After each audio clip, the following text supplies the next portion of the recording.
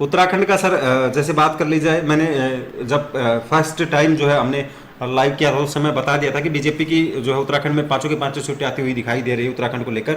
उत्तराखंड की अगर मैं साथ अगर जिलों को भी इंक्लूड कर लिया जाए तो सबसे पहले मैं यहाँ पे चलना चाहूँगा अल्मोड़ा जिले पे उत्तराखंड को लेकर।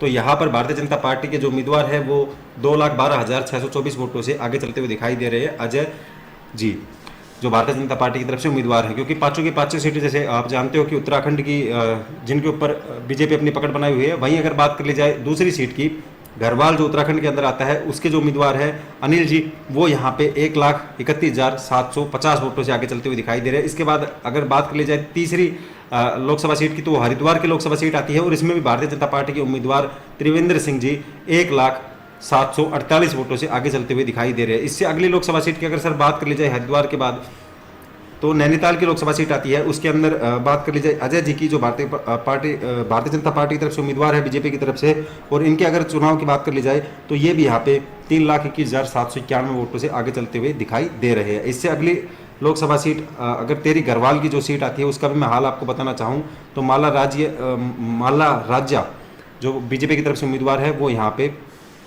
काफ़ी आगे चलती हुई दिखाई दे रही है सर, और ये सीट भी आपको बीजेपी के खाते में जाती हुई दिखाई दे रही है।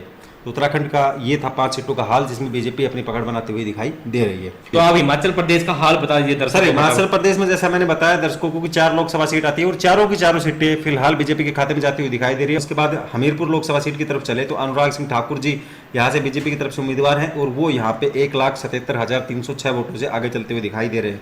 इसके बाद इससे अगले लोकसभा सीट के ऊपर जो कंगरा की जो सीट है उसका मैं हाल बताना चाहूँ तो डॉक्टर राजीव भारद्वाज जो भारतीय जनता पार्टी की तरफ से उम्मीदवार है वो यहाँ पे 2,47,103 वोटों से आगे चलते हुए दिखाई दे रहे हैं। इसके बाद सर इससे लास्ट जो शिमला की लोकसभा सीट आती है उसकी मैं आपको बताऊं कि सुरेश कुमार जी कश्यप जो यहाँ पे भारतीय जनता पार्टी की तरफ से उम्मीदवार हैं वो यहाँ पे 90,000 करीब 90,000 वोटों से आगे चलते हुए दिखाई दे रहे हैं। यानी कि हिमाचल प्रदेश की चारों की चारों सीटें आपको बीजेपी के खाते में जाती हुई दिखाई दे रही है। सबसे पहले सर मैं त्रिपुरा की अगर दोनों लोकसभा सीटों को अगर यहाँ पे इंक्लूड कर ले तो सबसे पहले बात कर ली जाए कि किस प्रकार की स्थिति यहाँ पे बनी हुई है, तो बीजेपी त्रिपुरा के अंदर दोनों सीटों के ऊपर जीती हुई दिखाई दे रही है और दोनों सीटों का हाल भी मैं दर्शकों के साथ साझा करना। ये समीकरण भी दर्शकों वैसे ही निकल रहे हैं, हमने भी आपको ऐसे ही समीकरण बताए थे। त्रिपुरा में सेम स्थिति, बीजेपी 2 की 2 सीटें जीतती हुई दिखेगी। वह ये फिर एक हमारी भविष्यवाणी सटीक साबित होती हुई दिख रही है। देख लीजिए अभी तक हमारी 20 से भी अधिक सटीक भविष्यवाणियां हो चुकी हैं। तो हमारी जो हमने इस बार चुनावी कवरेज करी थी वो हमारी कवरेज एकदम सटीक होती हुई दिख रही है। आज भी वो वीडियो ऐसे कैसे उपलब्ध है, जाके वापस से देखिए।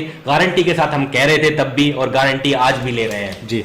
त्रिपुरा की सर बात कर ली जाए सबसे पहली लोकसभा सीट की जो त्रिपुरा वेस्ट के अंदर आती है और यहाँ पे विप्लव कुमार देव जो भारतीय जनता पार्टी की तरफ से उम्मीदवार हैं वो यहाँ पे काफी अंतर से जो है काफी चुनावी अंतर से आगे दिखाई दे रहे हैं 5,96,947 वोटों से। यानी ये कह सकते हैं कि एक प्रकार से जो है ये सीट तो बीजेपी कन्फर्म जो है जीत सकती है। इसके बाद सर दूसरी लोकसभा सीट जैसे त्रिपुरा की दूसरी लोकसभा सीट जो ईस्ट की सीट आती है त्रिपुरा की, उसकी मैं बात करना चाहूंगा और कीर्ति देवी जी यहाँ पे भारतीय जनता पार्टी की तरफ से खड़ी है। ये सीट भी सर आपको काफी ज्यादा अंतर से, यानी कि एक प्रकार से कह सकते हैं कि त्रिपुरा के अंदर बीजेपी की लहर देखी जा रही है और 4,80,095 वोटों से ये सीट भी आपको भारतीय जनता पार्टी के खाते में जाती हुई दिखाई दे रही है।